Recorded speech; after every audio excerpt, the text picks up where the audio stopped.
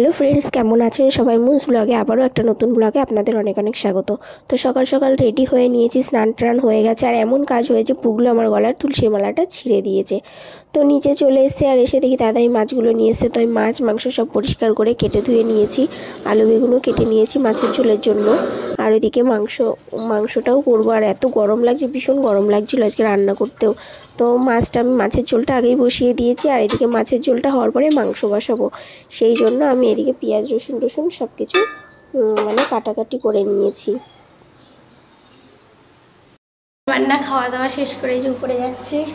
পুগলু স্নানটা ওর বম্মা করিয়ে দিয়েছে, আমার একটুখানি কাজে নিস্তার পেয়েছিলাম। কেউ একটু হেল্প করলে বেশ ভালোই লাগে, তাই না বলেন?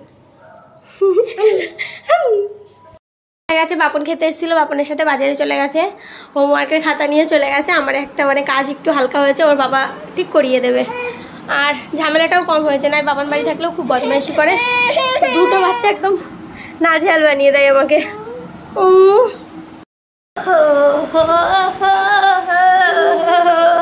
লা লা লা লা লা লা লা লা লা ও হো হো পাগলা না। মা ছেলে এখন ঘর অন্ধকার করে শাটা।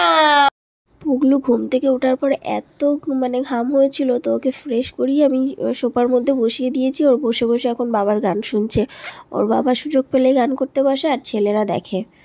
তো যাই হোক, বিকালবেলা ওর বাবা সন্ধ্যা হয়ে গেছিলো, ওর বাবাকে বললাম একটু দই নিয়ে আসো, আজকে আর কি নানপুরি করবো, সেই জন্য এনে দিল। আর আমার এমনই কপাল, আমার শরীরটা আবার এত খারাপ লাগছে, এই জন্য আমি ডাক্তারের কাছে দৌড়াচ্ছি। রাতের জন্য আমি আর কি ময়দাটা রেখে গেছি, ডাক্তারখানা থেকে এসে তারপরে করব। আর যেতে যেতে দেখি আমাদের এখানে আলুমার বলে একটা জায়গা আছে, এখানে কীর্তন হচ্ছে, বেশ ভালোই মেলা বসেছিল। আর আমি ডাক্তারের কাছে চলে এসেছি। আর এই যে এত টোটো লাইন, এই ডাক্তারখানায় এত ভিড় হয় বলার না। আগে থেকে টোকন নিয়ে রাখলেও সেই অত্যাধিক লাইনে পড়তে হয়। আগেই টোকন নিয়ে রাখি, আজকে আর নিইনি। তো এসে বসেই রয়েছি, হচ্ছে আর না। অবশেষে যাই হোক, এই যে ঢুকতে পেরেছি, বসে রয়েছি। ডাক্তার দেখানো হয়ে গেছে, দেখিও শান্তি নেই। পুগলু এদিকে বাড়িতে কান্না করছে, বা তাড়াতাড়ি যেতে হবে।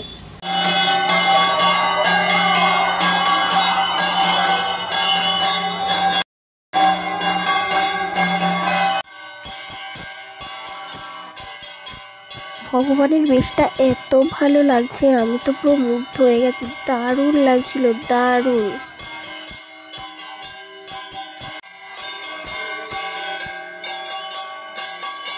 অন্যদিন সন্ধ্যাবেলা অনেক লোক থাকে, কিন্তু আজকে পাশে যেহেতু মাঠে কীর্তন হচ্ছে, তো সেখানেই সবাই আছে, এই জন্য মন্দিরটা ফাঁকা। কিন্তু আমি যেতে গিয়ে আমার আর মন চাইলো না বাড়ির দিকে যেতে, মনে হলো মন্দির একবার পাক দিয়েই যাব, সেই জন্য ঢুকে গেছিলাম।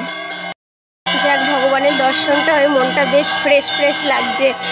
যাচ্ছিলাম রাস্তা দিয়ে, ভালো লাগছিল না। তখনই সন্ধ্যা আরতিটা হচ্ছে, আমি না একবার যাবো। ওই পুগলু বাড়ি কান্না করছে, তো বললো না আগে যাই, মা আছে, মা ঠিক সামলে নেবে।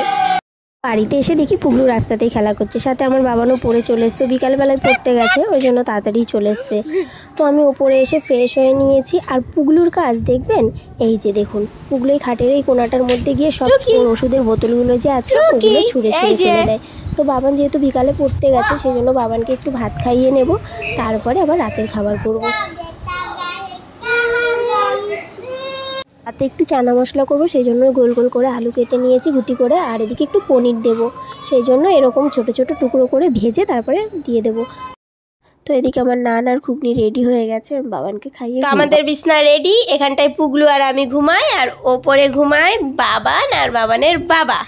হ্যাঁ, আমি ডাক্তারখানায় গেছিলাম। অ্যাকচুয়ালি আমার অ্যালার্জির জন্য আমার কিছুদিন ধরে প্রচুর ঠান্ডার অসুবিধা হচ্ছে, ওষুধ খাচ্ছি তবুও নির্মূল হচ্ছে না, তো তার জন্যই ডাক্তারখানায় গেছিলাম। পুগলু এই খাটের উপর থেকে দাম করে নিচে পড়ে গেছে। আজকে সকাল থেকে ও শুধু ব্যথা পেয়েই যাচ্ছে। সারাদিনটা কান্না করেই কাটিয়েছে, এখনও ঘুমাবে। এই জন্য আমি বিছনা পাততে না পাততে একদম নিচে গিয়ে শুয়ে পড়েছে। আর এই যে ইনাকে বলছি পড়তে বসবে না, এখন ফোন দেখবে। কিরে, তোর না পরীক্ষা? 3 তারিখে পরীক্ষা না? এখনো 180 দিন, 50 দিন। তা পড়াশোনা তাহলে করবি না, তাই তো? করবি কবে? আমার দুই রত্ন এই যে ঘুমিয়ে পড়েছে, আর আমার বাবান ঘুমালে ওর মুখটা এত মায়াবী লাগে না, কি বলবো, একদম শান্ত, সারাদিন ঘুমালে একদম শান্ত ছেলে আমার। আর আমার পুগলু এই যে একটু পরেই উঠে পড়বে, ওর 10-15 মিনিট ঘুমাবে, আবার উঠবে, আবার ঘুমাবে, আবার উঠবে। আর এইদিকে দেখুন আমার বরমশাইয়ের পায়ের এখানটা একটু কেটে গেছে, সেই জন্য পতিদেবের সেবা করছি, একটু লাল ওষুধ লাগিয়ে দিচ্ছি। আর উনি আরাম করে শুয়ে ফোন দেখছে, বউকে দিয়ে কাজ করাচ্ছে আর আরাম করে ফোন দেখছে। কি ভাগ্য সত্যি, মানে খুবই ভালো ভাগ্য, আমার মতো বউ পেয়েছে বলতে হয়। যাই হোক, পুগলু আর বাবান তো আগেই ঘুমিয়ে গেছে, এবার আমিও ঘুমাবো। তো আজকের ব্লগটা এখানেই শেষ করছি। কেমন লাগলো সবাই কমেন্টে জানাবেন।